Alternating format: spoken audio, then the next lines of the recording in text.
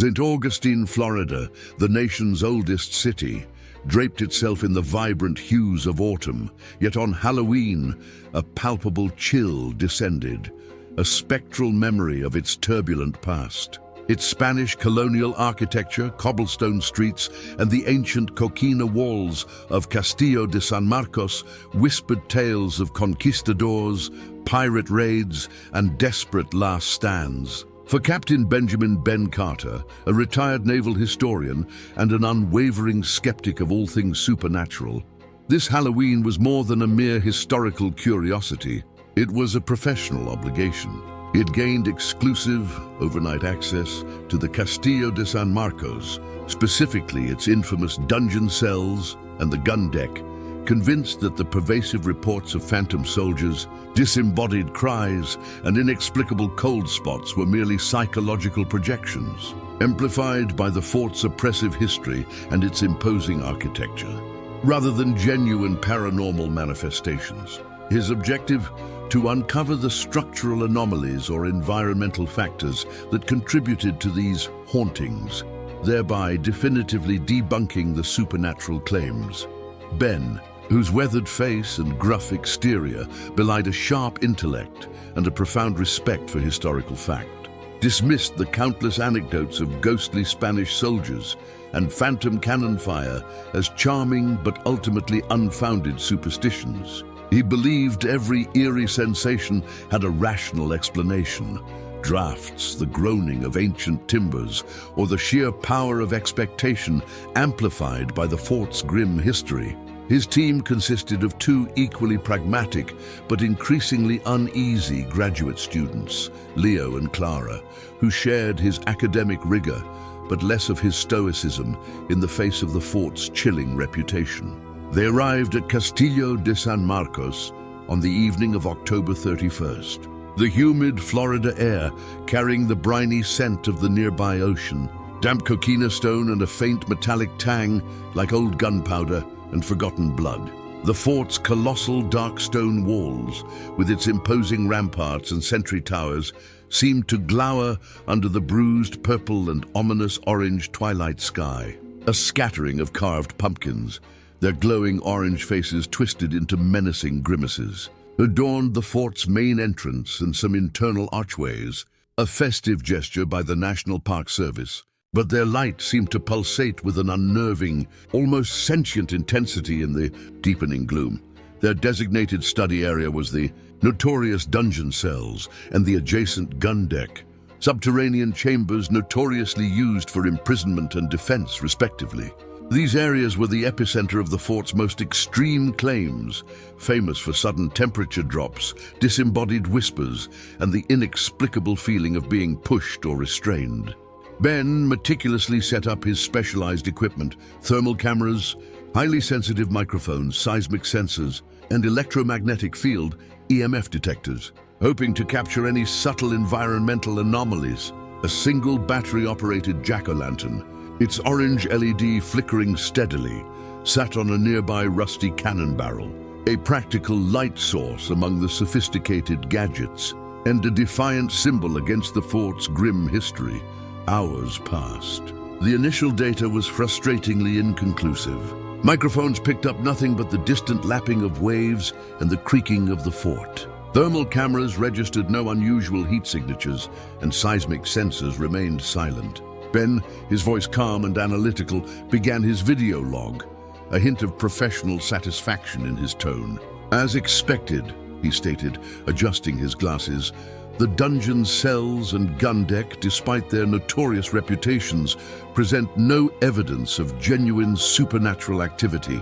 The fort's hauntings, in all likelihood, are fascinating psychological effects, a testament to its immersive history and the power of local folklore."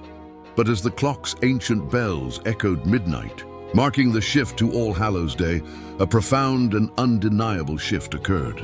The temperature in the dungeon cells plummeted so rapidly that Ben could see his breath. His thermal camera flared with an icy blue, confirming the inexplicable drop. Then his EMF detector, previously dormant, screamed to life, its red lights flashing violently, registering a massive electromagnetic surge emanating from the fort's deepest dungeon. A faint, rhythmic clanging sound, like old Spanish armor dragging on stone, began to emanate from the darkest cell. It wasn't loud, but it was insistent, rhythmic, growing in intensity. Ben froze, his scientific composure utterly shattered by a primal wave of fear. This was not a mechanical anomaly. This was intelligent. This was active. Is anyone here? Ben whispered, his voice tight with a fear he hadn't anticipated. The clanging stopped abruptly, a guttural moan, low and laden with profound agony, and ancient malevolence filled the dungeon, echoing from all directions as if coming from the very coquina stone itself. It was the sound of unspeakable suffering, centuries old. Then from the absolute darkness of the deepest dungeon cell, a shimmering, translucent figure began to coalesce. It was indistinct at first, like swirling smoke, but slowly, horrifyingly, it began to take the shape of a Spanish conquistador. His features were gaunt, his eyes hollow pits of despair, yet burning with an intense, pulsating orange light. His body was clad in tattered, spectral Spanish armor, its metal glowing with an eerie inner fire. In his translucent hand, he clutched a spectral, rusted cutlass. His presence radiated an overwhelming aura of ancient evil, frustrated rage, and predatory intent. This was not a residual haunting. This was an intelligent entity, a revenant. Ben recognized him from historical records as Don Pedro Menéndez de Avilés, the notorious founder of St. Augustine, whose spirit was rumored to be eternally bound to the fort, guarding a terrible secret. And he was here. Ben's academic detachment dissolved completely. This was real, terrifyingly, impossibly real. Menendez, Ben stammered, clutching his recording device. Don Pedro Menéndez, the spectral conquistador, did not speak. Instead, a torrent of vivid, horrifying images flooded Ben's mind. 16th century St. Augustine, a time of brutal colonization, religious zealotry, and bloody conflict. He saw Menendez, not as a mere conqueror, but as a man consumed by a profound, almost messianic hunger for power and control. He discovered a secret society, the Golden Armada, operating within the fort, performing dark rituals to harness the potent energies of the land, seeking to open a temporal rift, a thinning of the veil, specifically on Halloween, when the spiritual energies were at their peak. The countless deaths and massacres were not mere acts of war. They were deliberate acts, ritualistic sacrifices to open a gateway to another dimension, a void of eternal conquest. Menendez, a witness and perpetrator, was silenced, his spirit trapped, bound to the fort, not as a victim, but as an unwitting guardian, a key to a powerful portal. The entity he served was not malevolent, but an ancient cosmic force of territoriality and dominance that sought entry, using the fort's strategic location as its anchor. Menendez's rage was not directed at his enemies alone, but at those who defied his absolute control, preventing his passage, forcing him to watch the endless attempts to open the rift. The pumpkins outside, Ben realized, were not just festive. They were unintended beacons, their orange glow mirroring Menendez's tormented eyes, drawing the entity's attention to the surface. The images clarified a horrifying truth. Castillo de San Marcos was not just haunted. It was a cosmic anchor, a prison and a gateway. Don Pedro Menéndez was merely a sentinel, his torment a byproduct of a much larger ancient ritual. The parasitic entity, an ancient alien intelligence of pure dominance, was the true power behind the fort's hauntings. Bound to the dungeon cells, and on Halloween, its hunger for entry was at its apex, demanding not just human fear, but a complete forfeiture of freedom, a tearing of the fabric of sovereignty, to become its permanent conduit.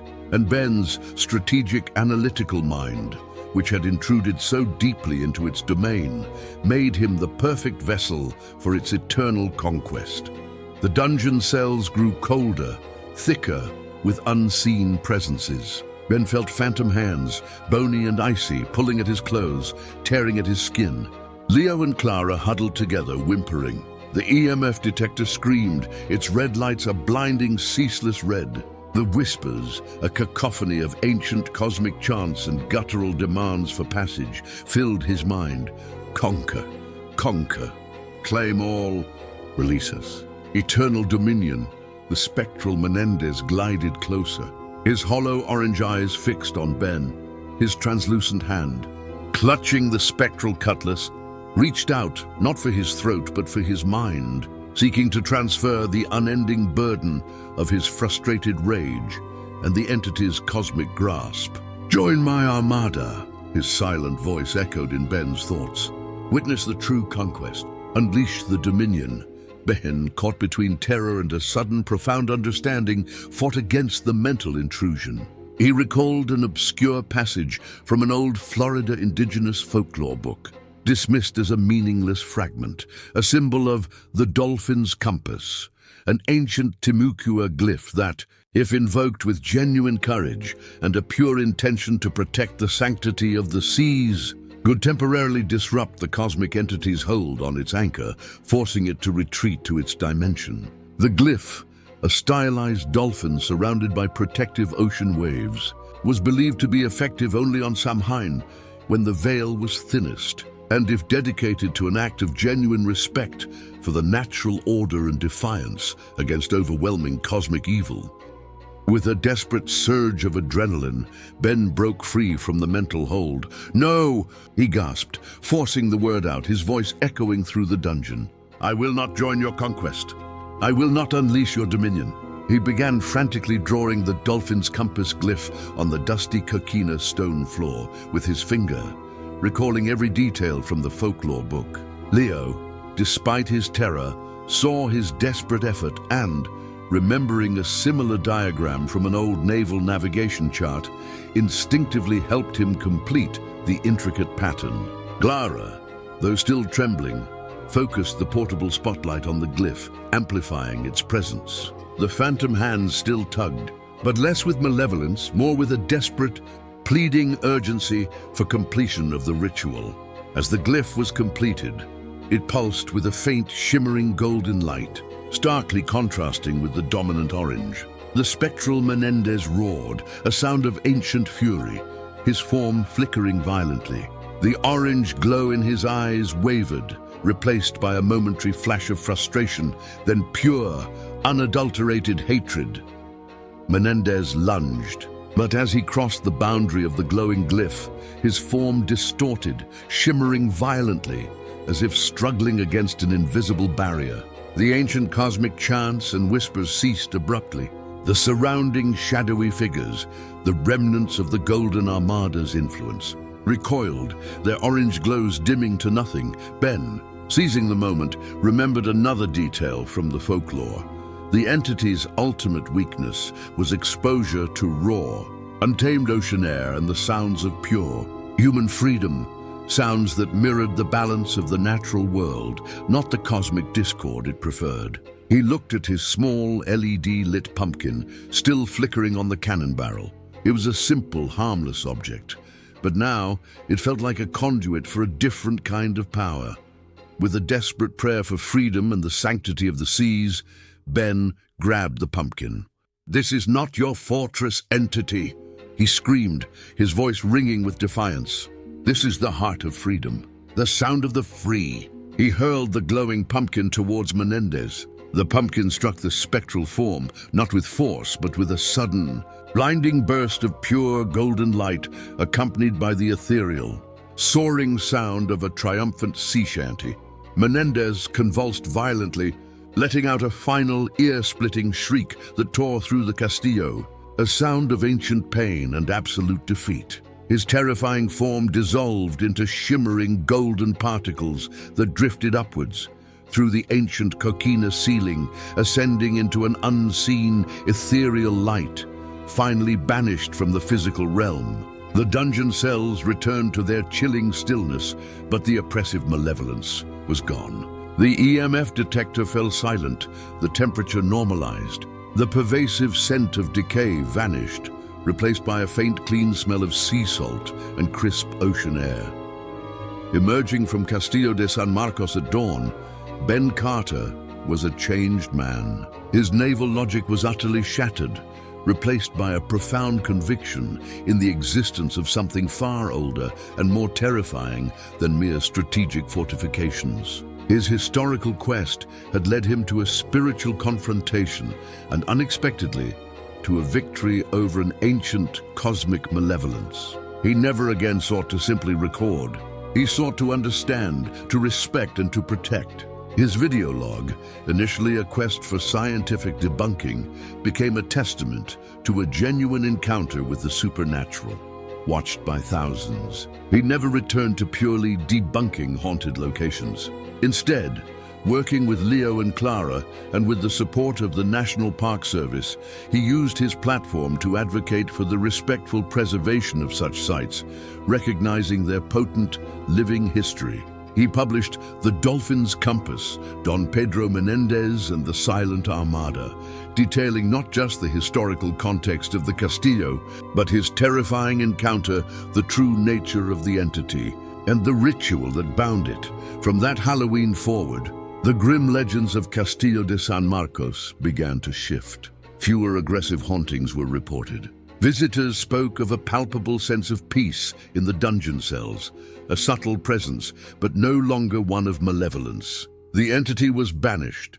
Menendez's spirit finally found its release, and Captain Benjamin Carter, the once cynical naval historian, became an unlikely guardian of Florida's spectral history, ensuring that on every Halloween, the chilling tale of Castillo de San Marcos was remembered, not as a mere historical curiosity, but as a poignant narrative of ancient evil confronted and finally, a hard-won peace. The jack-o'-lantern outside Castillo de San Marcos became a permanent fixture, always lit, a silent vigil against the shadows. Its orange glow a beacon of hope for the ancient walls and the silent armada within.